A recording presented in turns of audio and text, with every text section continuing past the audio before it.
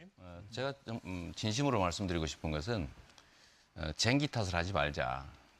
제도 때문에 이 나라가 혼란이 왔다고 생각하는 것은 사실이 아닙니다. 제도 자체가 문제였다면 그러면 왜 김대중 대통령, 노무현 대통령 제왕적이지 않았습니까? 사실은 시스템이 문제가 아니라 사람이 문제인 것이죠. 그 사람이 문제인데 언제나 제대로 운영하는 사람이 어떤 생각을 갖고 또 주변에 어떤 사람이 있냐가 중요한 것 같습니다. 지금 지적하셨지만 사실 최고의 권력자는 대통령이 맞습니다. 근데 그 대통령이 자기 생각이 뚜렷하지 않다면 심각한 문제 아니겠습니까?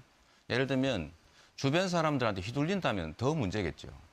그런데 저희가 지적하고 싶은 것은 사실 우리 문 후보님 자꾸 말이 바뀌지 않습니까? 주요 국가 현안에 대해서 뚜렷한 자기 생각이 없으신 거 아닌가 하는 의심이 있어요.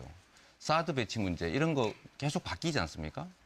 예를 들면 국가 주요 현안에 대해서 뭐 촛불 국면도 마찬가지입니다만 특히 우리 본인의 거치와 관련돼서 국민들에게는 대단히 매우 중요한 문제인데 뭐 호남의 뭐 선거 얘기 잠깐 하셨잖아요. 예를 들면 뭐 대통령 출마 안 하겠다 이런 말씀도 하시고 있는데 예를 들면 그런 것들을 보면 우리 국민들은 예측이 불가능합니다.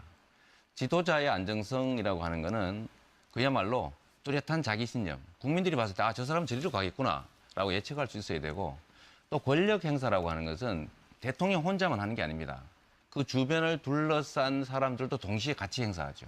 그런데 그 주변에 지금 보면 예를 들면 서민이나 중산층이나 정말로 이 나라의 다수의 약자들보다는 기득권자들이 너무 많으세요. 그래서 이런 점들이 오히려 문제가 아니냐라는 생각을 하고 있습니다. 네, 저한테 10초만 주시면 네, 그러겠습니다. 되겠네요. 네.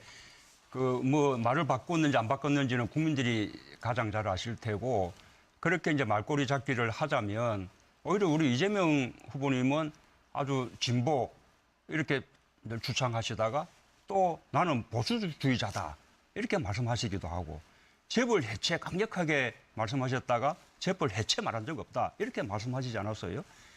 말을 누가 바꾸냐라는 것은 국민들이 다 평가하는 겁니다. 네. 그러면 팩트에 관한 거니까 짧게 20초만 드리겠습니다. 분명하게 말씀드리면 저는 재벌 해체가 아니라 재벌 체제 해체를 얘기한 겁니다. 재벌의 황제 경영 요소를 철저하게 제거해서 재벌 대기업들이 국민기업으로 나자는 것이고 또 한 가지 제가 보수주의자라고 한 게 아니라 우리나라의 이 이념 환경이 부패 기득권 세력들이 보수를 참칭하고 있다.